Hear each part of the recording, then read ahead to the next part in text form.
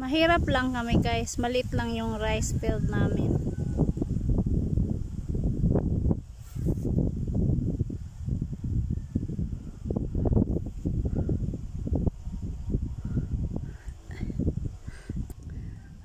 Oh my god, look at guys, ganda ng view.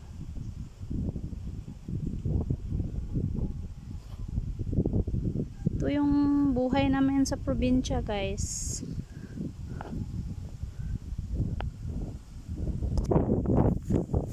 So uwi na ako guys, naipasyal ko na kayo.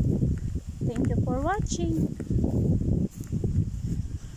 Yan yung mga nyuga namin.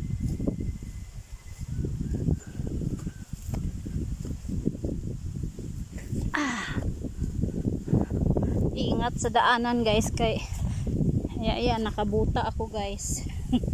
Nakadress ako pero